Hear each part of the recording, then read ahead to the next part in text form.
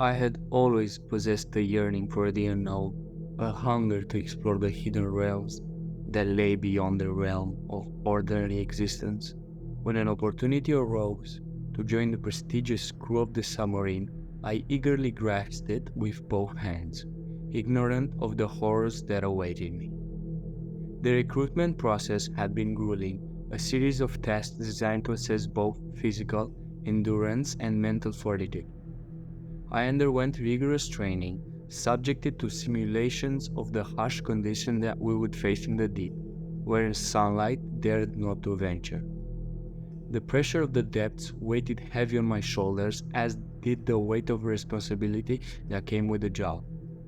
Countless hours were spending honing my skills, learning to navigate the intricate machinery that would be my lifeline in the unforgiving depths. We were drilled relentlessly on emerging protocols and the delicate balance required to survive in the hostile environment. The lives of the crew and the success of the mission depended on our ability to remain calm in the face of unimaginable challenges. Each passing day brought us closer to the moment of the truth, the culmination of our training.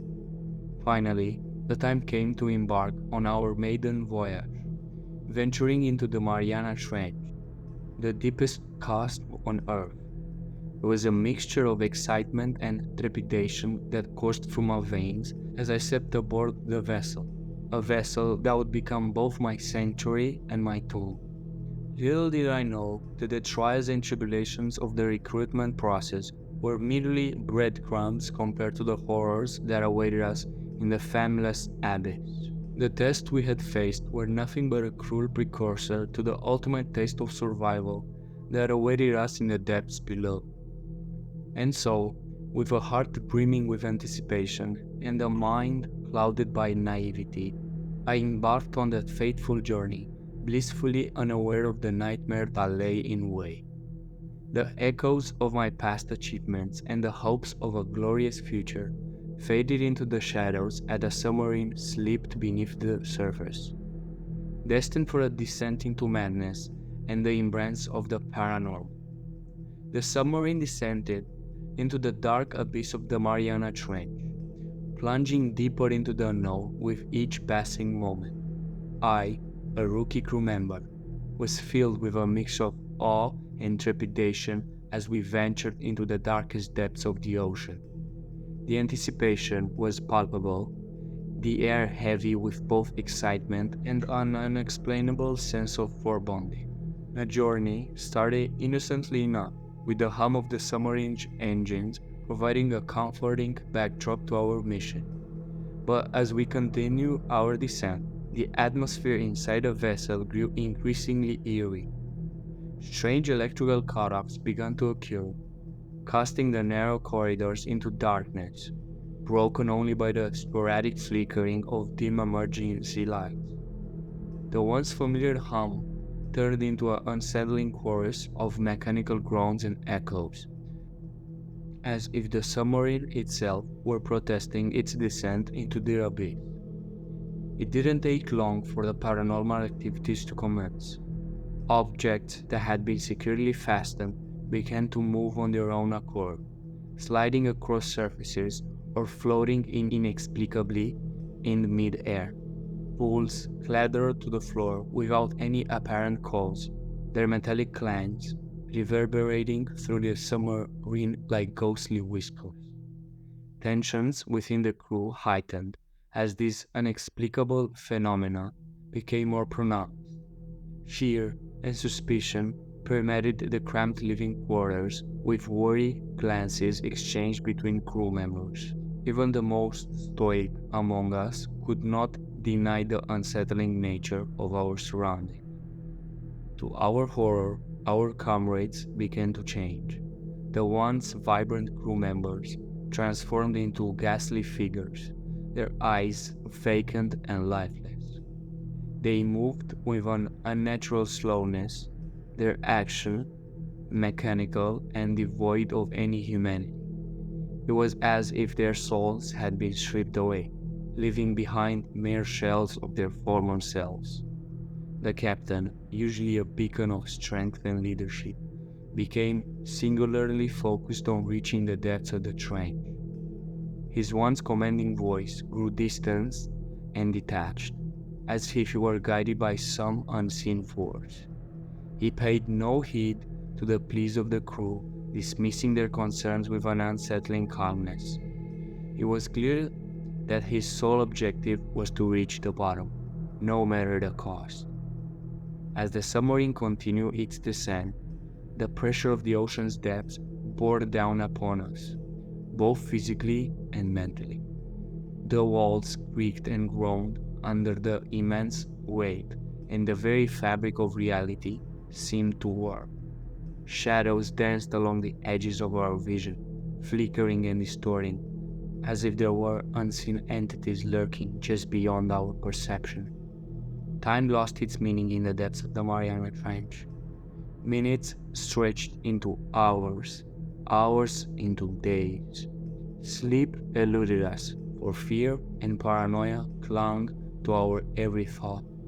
The line between wakefulness and nightmare blurred, and it became difficult to distinguish between the real and the imagined. With each passing moment, the submarine system faltered, succumbing to the unknown forces that pervaded the trench. The communication system crackled with static, transmitting garbled and incomprehensible messages. The hull groaned under the immense pressure, water seeping in through unseen cracks. In our desperate attempts to escape this nightmarish descent, the crew found themselves torn between loyalty to the captain and the instinct for self-preservation.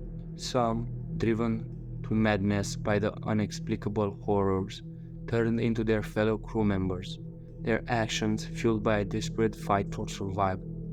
And still, the captain pressed forward, undeterred by the chaos that unfolded around him.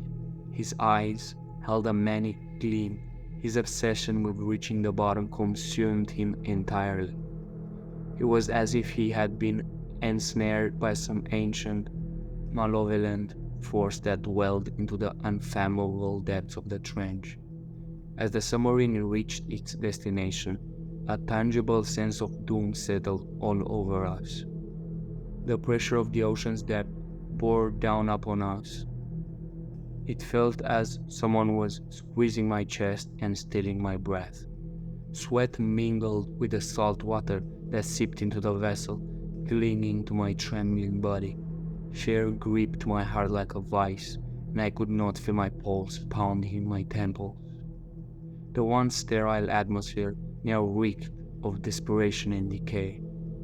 The flickering emergency lights cast eerie shadows that danced across the walls, distorting reality. I could hear the collective gasps and whispers of my fellow crew members, their voices a cacophony of terror and confusion.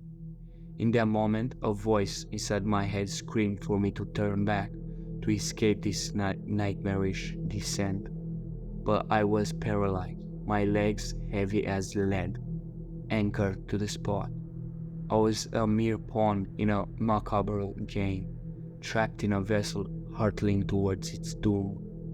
As the captain's manic obsession grew stronger, his eyes gleamed with an otherworldly light. It was as if he had become a vessel for the darkness that lured into the depths, a puppet guided by forces beyond our comprehension. The crew, once united, had become fractured, torn between loyalty to their leader and the instinct of self-preservation.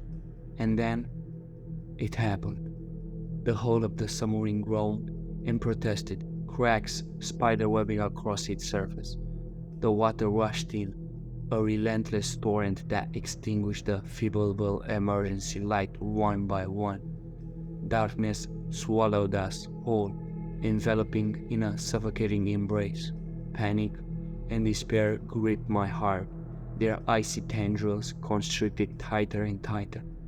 In that moment of engulfing darkness, I could feel the presence of something ancient. Whispers echoed through the chambers, voices from the abyss calling out to me. tempting me to embrace the depths. It was as if very essence of the trench had seeped in to my soul, leaving me teetering on the edges of madness. And as the submarine was consumed by the depths, a final, desperate thought echoed through my mind. What had we unleashed? What had we awakened from the dark?